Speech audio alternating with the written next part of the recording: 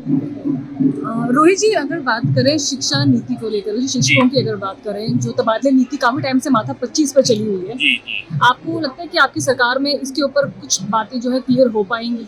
मैं समझता हूँ व्यक्तिगत रूप से, जैसे मैंने कई दफा इस बारे में अतीत में भी बात कही है, इंडिविजुअली व्यक्तिगत रूप से मैं इसका पक्षधर हूँ कि ट्रांसफर पॉलिसी होनी चाहिए। मात्र शिक्षा विभाग नहीं, हर विभाग के लिए ये नीति होनी चाहिए। अभी वर्तमान में तो मैं समझता हूँ जो हमारी ट्रांसफर्स हो रही है इस पर जो आपकी पुरानी पॉलिसी उसके तहत हो रही है, लेकिन भविष्य में ये हो, इससे मैं समझता हूँ, मेरा मानना है कि आपकी गवर्नेंस, आपका सुशासन आपका इम्प्रूव होगा, बेहतर होगा।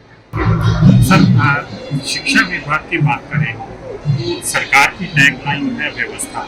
जी, शिक्षा विभाग में किस तरह मैं समझता हूँ व्यवस्था परिवर्तन, अगर आप शिक्षा की बात करेंगे, मेरा ये मानना है कि अच्छा इंफ्रास्ट्रक्चर, आधारभूत ढांचा शिक्षा विभाग का पूरे हिमाचल प्रदेश में स्थापित हो चुका है।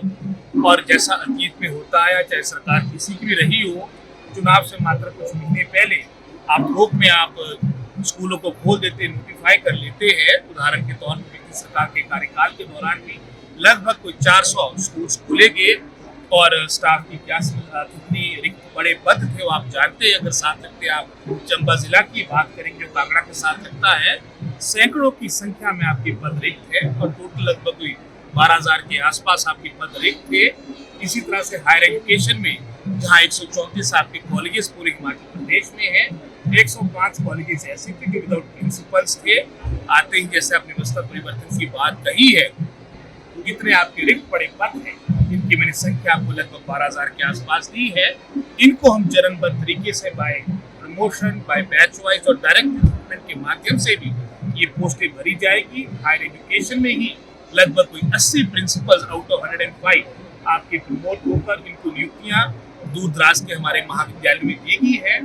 इसके अलावा जो आपके असिस्टेंट प्रोफेसर के आपके 1000 से अधिक आपके रिक्त पड़े स्थल थे, उसमें भी लगभग 550 के आसपास आपकी, मैं समझता हूँ, इंटरव्यूज के माध्यम से ये प्रक्रिया खत्म हो चुकी है।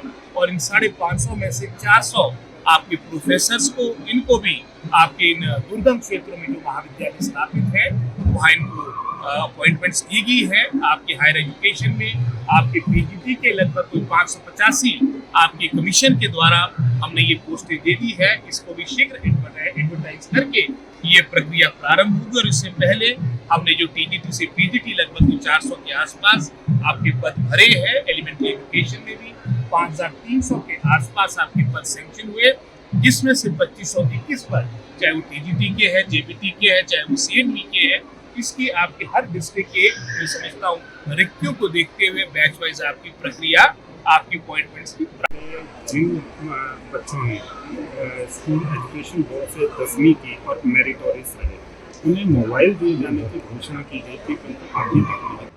अब ये तो 2 वर्ष पुरानी बात है, इस विषय में मैं ज़्यादा नहीं बोल पाऊंगा, लेकिन वर्तमान सरकार के कार्यकाल के दौरान टैबलेट हमने देना है जो मेरिटोरियस स्टूडेंट हैं।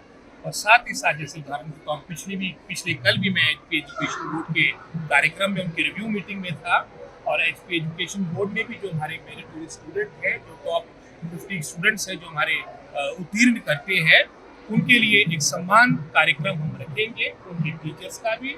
और जैसे मैंने अपने संबोधन में भी कहा, हमारा डिपार्टमेंट आपका स्टूडेंट सेंट्रिक हो, टीचर सेंट्रिक हो, क्योंकि हमारे विभाग में सबसे महत्वपूर्ण आपका योगदान टीचर्स का होता है। हम चाहे मंत्री हैं, चाहे ब्यूरोक्रेट्स हैं, हम चाहे कोई भी नीति लाए, कोई भी सोच बनाए, लेकिन अमली जामा उसमें तभी, मैं समझता हूँ, पहनाया जाएगा जब समर्पण की भावना से, डेडिकेशन के साथ हमारे टीचर्स कार्य करेंगे। और इसी सोच के साथ Make sure to drop a like and comment, and don't forget to subscribe to the News Radar.